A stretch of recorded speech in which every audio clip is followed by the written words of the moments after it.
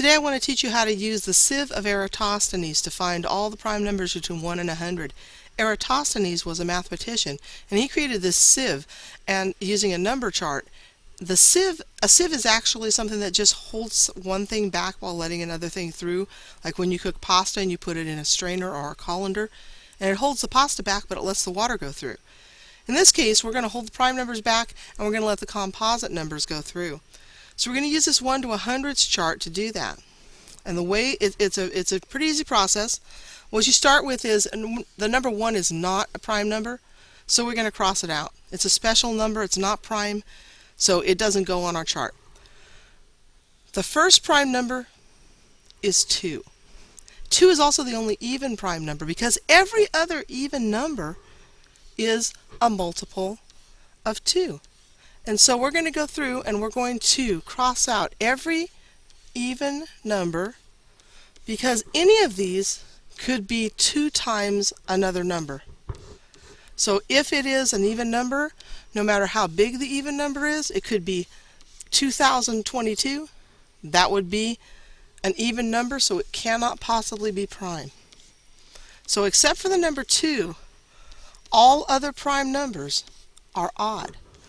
And you have to be careful not to get yourself confused and tricked, because sometimes we look at a number and we think, oh well, it's an odd number, it must be prime.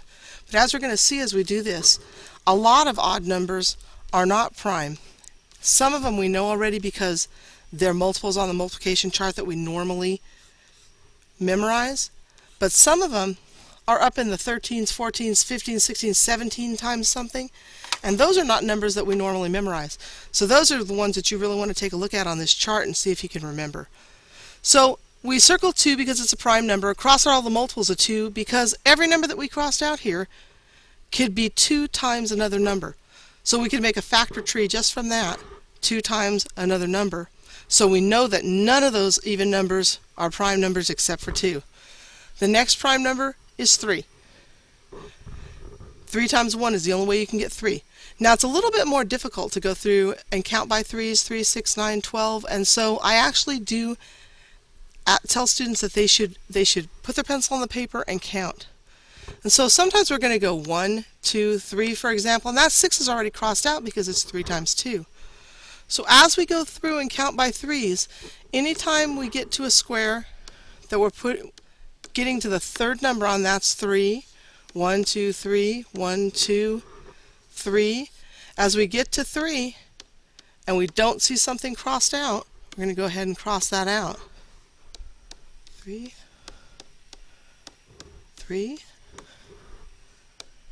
A lot of them are already crossed out.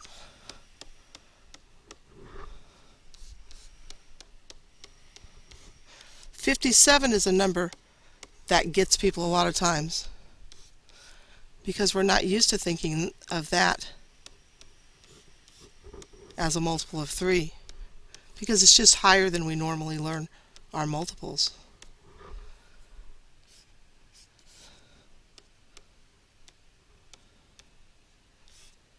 "87" is another one that sometimes people miss. They think it's prime.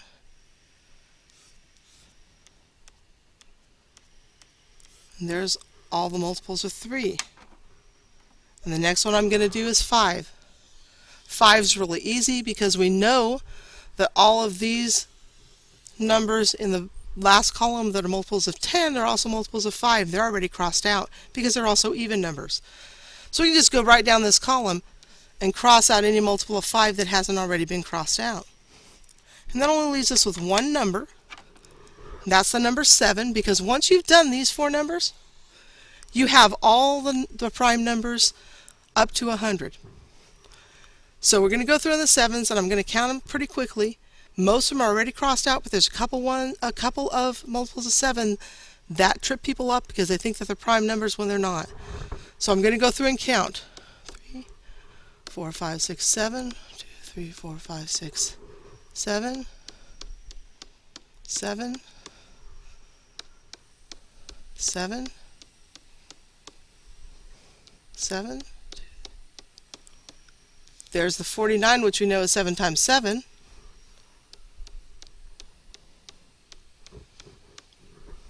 5, 6, 7. 1, 2, 3, 6, 7. There's 11 times 7.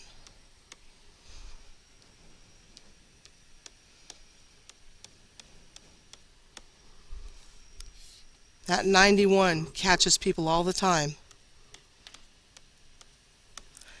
That's it. Any number that's left now is a prime number.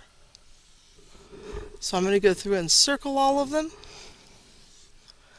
And if I've done this right, because we've counted them up before, we know in my class that there are 25 prime numbers between 1 and 100.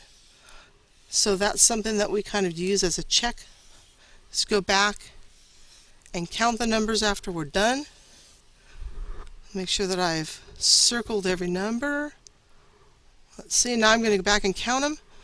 1, 2, 3, 4, 5, 6, 7, 8, 9, 10, 12, 13, 14, 15, 16, 17, 18, 19, 20, 21, 22, 23, 24, 25.